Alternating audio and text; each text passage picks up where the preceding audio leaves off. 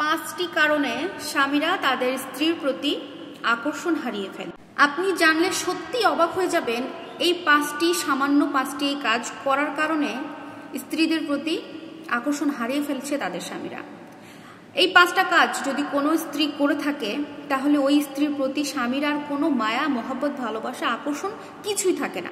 ওই স্বামী স্ত্রীর দাম্পত্য জীবন, ভালোবাসা, সুখ শান্তি কিছুই থাকে না সংসারে তখন শুরু হয়ে যায় কলহ, বিবাদ, অশান্তি।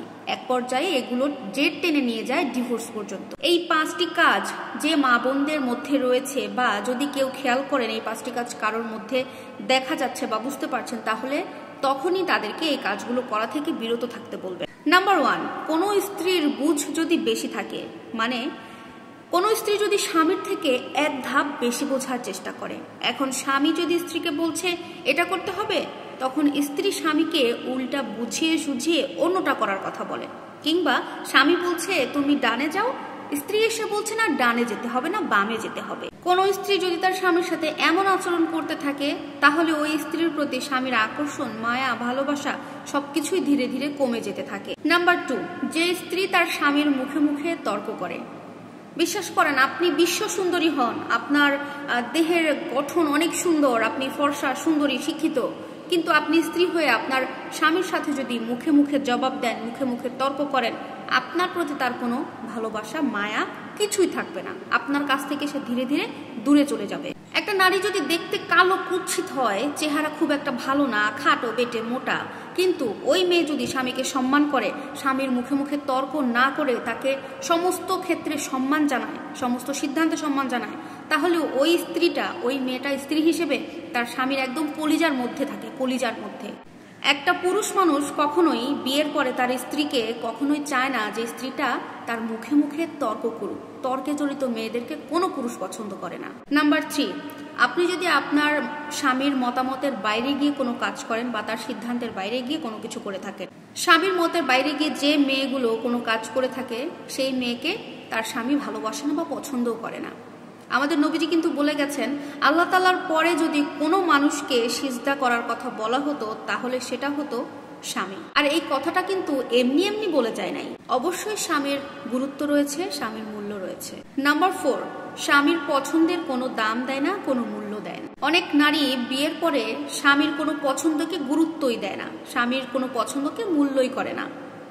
একটা কথা সে ভুলে যায় যে আপনার স্বামীর পছন্দ আছে বলেই কিন্তু সে আপনাকে তার জীবনসঙ্গী হিসেবে পছন্দ করেছে।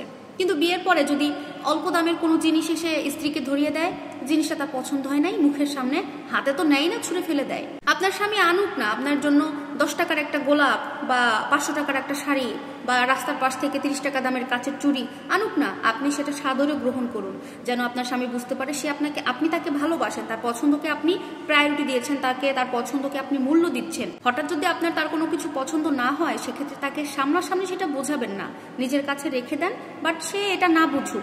নাম্বার 5, স্ত্রী হিসেবে যে নারীগুলো তাদের স্বামীর পরিশ্রমকে কোনো মূল্য দেয় না, কোনো গুরুত্ব দেয় না।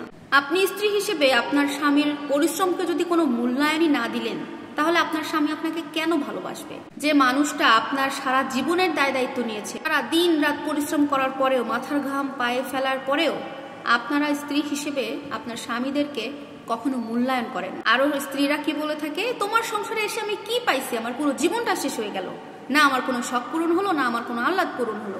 এই ধরনের কোনো অকৃতজ্ঞতা প্রকাশ করতে হয় না। অকৃতজ্ঞ স্ত্রীদেরকে স্বামীরা কখনো মন থেকে ভালোবাসে না, তাদের প্রতি কোনো দরদ, মায়া, মমতা কিছুই থাকে না।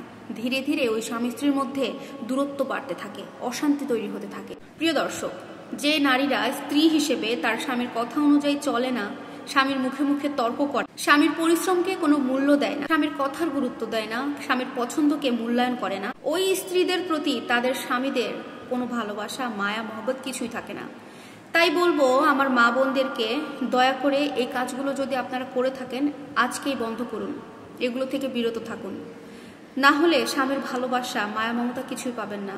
স্বামী আপনাদের প্রতি আকর্ষণ হারিয়ে ফেলবে। স্বামীর ভালোবাসা কিভাবে পাবেন সেই চিন্তা করে সংসার করতে থাকুন, ইনশাল্লাহ ভালো থাকতে পারবেন।